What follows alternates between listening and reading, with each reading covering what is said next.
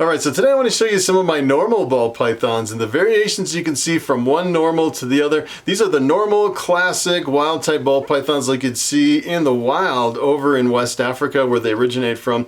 And it's kind of interesting, a lot of people when they have normals, they're always looking for kind of a hidden gene, maybe a new gene or something. They're always digging for gold in their normals. And I actually have a couple that, I have one that's really super dark, almost looks like a cinnamon. I have another one that has almost like a desert khaki camouflage, almost looks like, you know, kind of like a military green, kind of a khaki color to it. It's kind of interesting. As a matter of fact, I actually made a dinker ball python that came from that normal female, kind of unusual. Sometimes you can strike gold looking at your normals, and if you can actually figure out a gene in there and actually prove it out, prove it to be genetic, and especially if you can make the super and prove that it's really an amazing combination.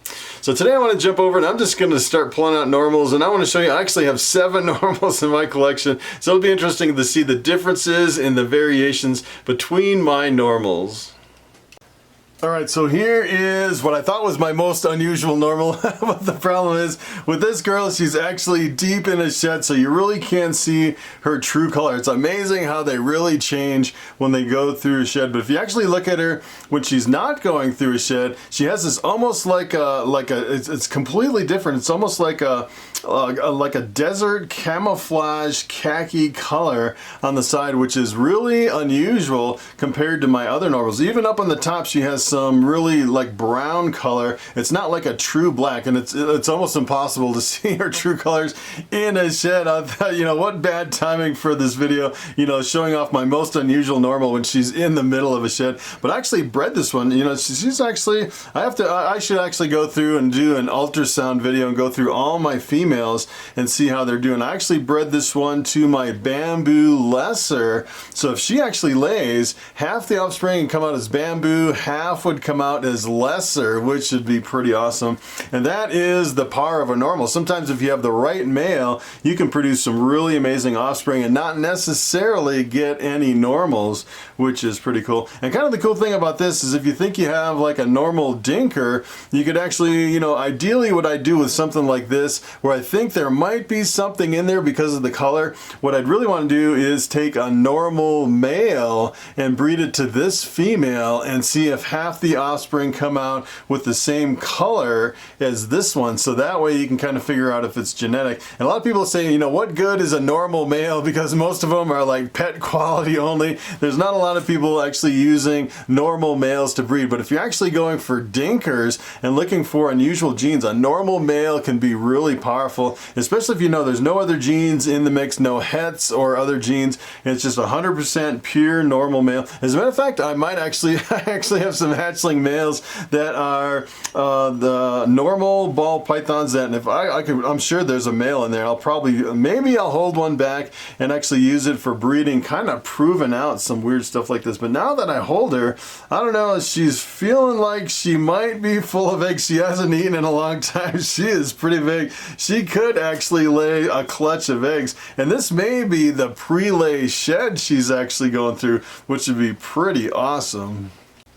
Alright, so here is Sunshine. I named this one Sunshine. This was one of my very first ball pythons. I actually got it for free on Craigslist. Pretty amazing. This one is pretty dark. Look at how dark the background is. And I would say as far as a normal, this is kind of your typical normal. I don't know if there's anything really in this one. This looks about as normal as you can get. It's always interesting kind of looking at them and seeing if you can pick out any genes that you think might be in there. And a lot of times if you look at the belly, this one has kind of a jumbled up belly. That is kind of unusual for a normal to have a lot of pattern on the belly like that. Kind of interesting, although I don't think there's any other genes in the mix, but it's kind of an interesting, you look at some of these normals and you're like, that is a little bit different than a lot of the other normals, and sometimes you'll have like little patterns here and there that you kind of look at, and here's like kind of like a little hanging monkey or something right there.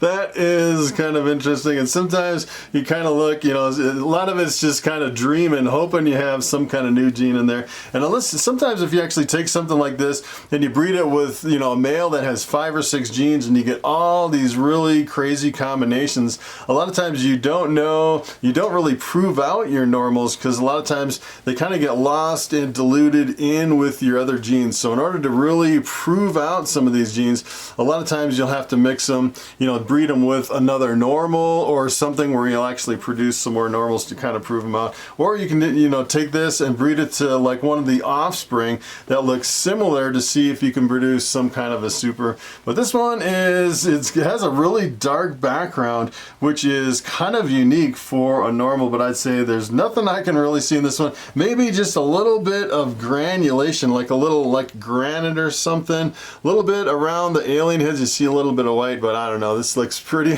this looks pretty normal for a normal. So here is another normal, really big girl. Take a look at this. And kind of the cool thing about these big normals like this, they'll lay like, you know, 12 or 13 eggs, a big girl like this. So, you know, you can pick them up really cheap. As a matter of fact, I think most of these normals I picked up, I think they were only like, you know, $150, $200 a piece or something like that, as full-size females ready to breed, which is pretty awesome. And then you can take any male, breed it to them, and it's a really inexpensive way to actually jump into ball pythons, is to pick up something like this. And then, you know, it's almost difficult to get rid of them because look at how big and awesome this girl is. And you kind of get attached, and they're such good breeders, and they lay so many eggs, and they're so productive. And you know, especially with a smaller collection, and then you want to upgrade to some of your other, you know, really fancy females. But the problem is a lot of times, you know, with a girl like this, it's hard to find another female that is as big as this, that is so productive as a big normal like this. Really awesome snake.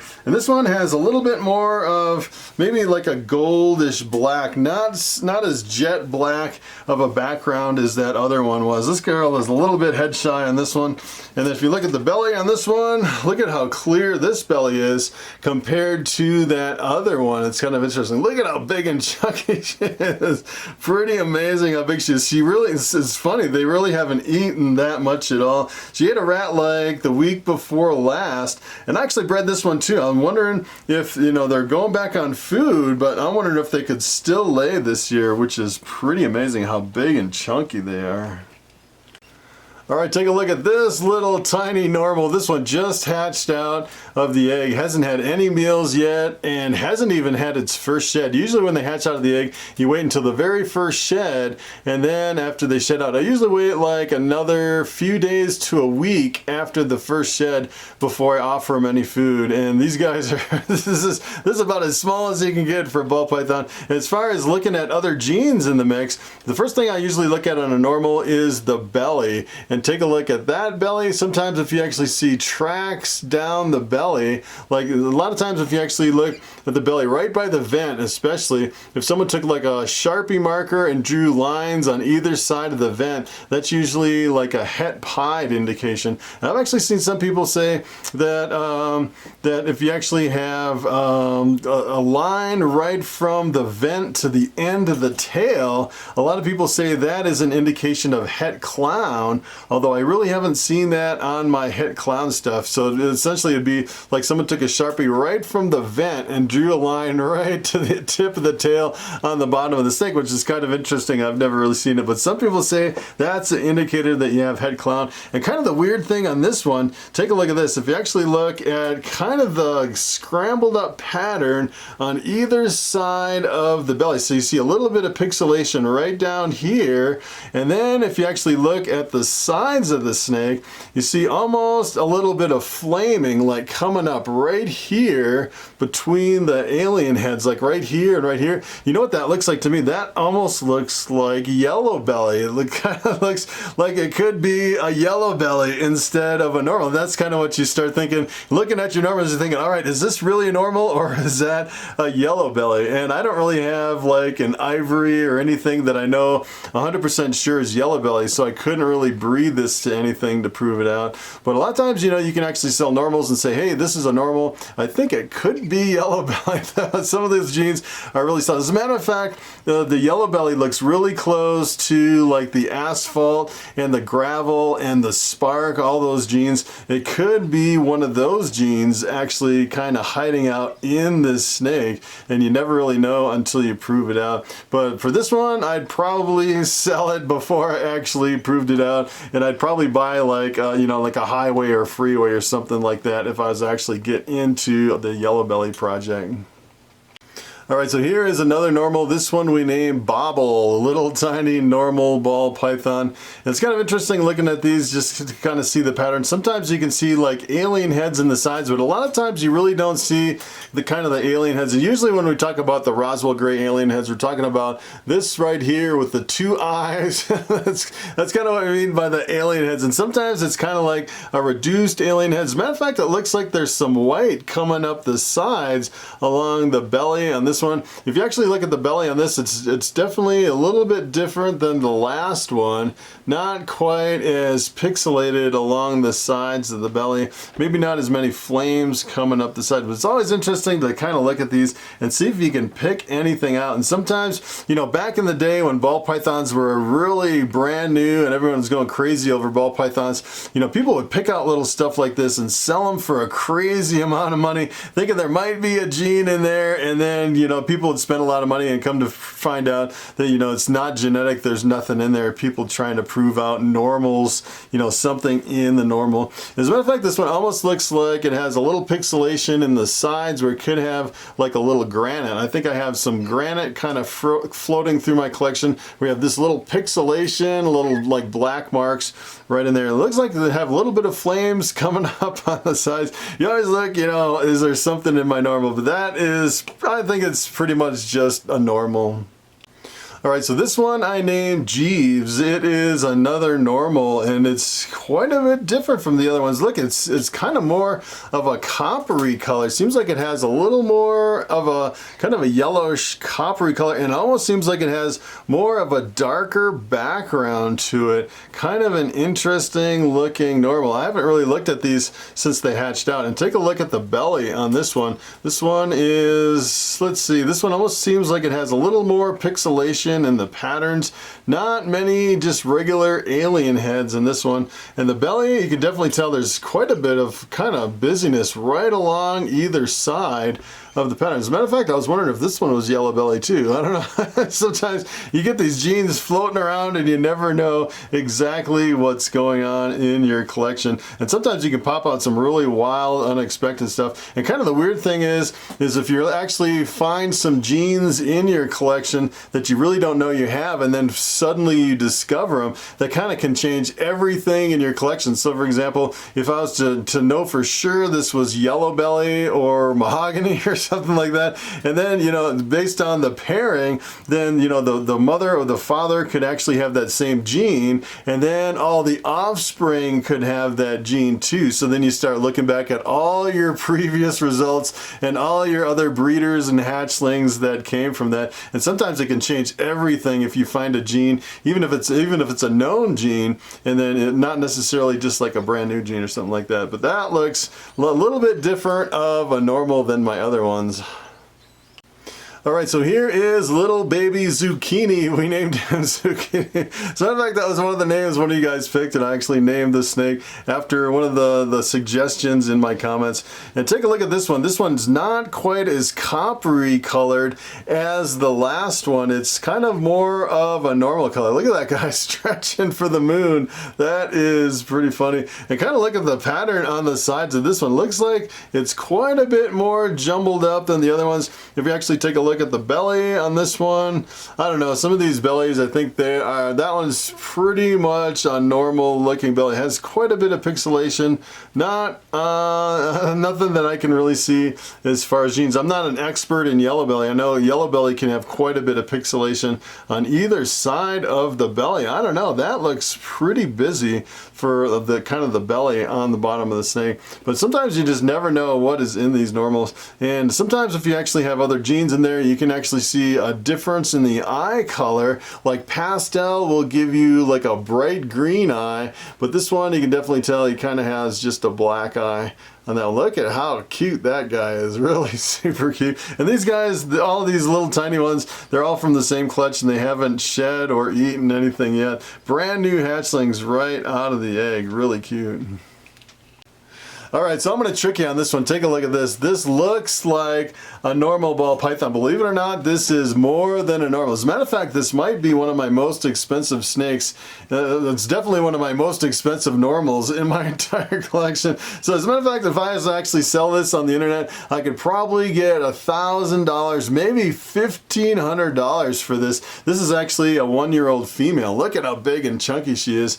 And this is actually a triple het, albino pied and clown, which is a really powerful breeder. As a matter of fact, I held back 3 females and 1 male that are all triple hets. I'm really excited to get these guys to breed, and it's still maybe another 1 or 2 years before these guys are big enough to breed. But if I actually breed these, I'll produce albinos, I'll produce pieds, I'll produce clowns, I'll produce albino pieds, clown pieds, and albino pied clowns, all 3 genes in 1 snake. And you can make some really amazing, really high-end combinations from these. Of course, you can also produce normals, and you know, with my luck, I'd probably produce, you know, a whole clutch of normals trying to breed these crazy things together. And that's one of the reasons I held back 3 females. And let me tell you, when you're opening up the triple het combination eggs, it'll be like Christmas. You can produce a whole rainbow of different things. As a matter of fact, on this one, if I actually produce the albino pied clown visual, especially if it's a male, I'm going to hold that one back and breed it to another recessive and make the quadruple hets, which would be pretty awesome. You can have a whole collection of normal looking snakes and make some really amazing combinations with some of those. As a matter of fact, I was looking at the belly on this one, and it seemed like all my females didn't really have the het pied markers. Usually it looks like someone took a Sharpie and drew lines on the bottom of the tail if you're het pied, and for some reason when you mix the het pied with the het clown and het albino, you really get kind of a normal looking belly. Nothing really different than that. And you actually see quite a bit of these alien heads kind of popping up. It looks pretty normal. If you didn't know the breeding, you would completely think that this was a normal. Alright, so there you have it. Normals can be pretty useful not only as breeders, but if you're actually producing some normals in your collection, you can actually pick out some subtle genes that may be floating around in your collection, which is pretty awesome. And if you're just starting out in ball pythons, that's kind of how I started. I bought a whole collection of, you know, half of my females were normals. I sold a couple of them along the way, and eventually I'll slowly replace probably most of them with some of my other snakes. The problem is I kind of have a limited amount of space here in my collection, you know, and every tub is really valuable, and sometimes you produce some really cool stuff, and eventually you're like, all right, I have to get rid of something. What do I get rid of? But the problem is some of those normal females can be really big and they can lay a lot of eggs, so it's always a struggle. Do I keep the newer, fancier stuff that's a little bit smaller, or do I hang on to the normals, or do I just expand my collection and just keep everything, which is really the ideal situation? So that is pretty much it. Thanks for watching, and I will see you in the next video.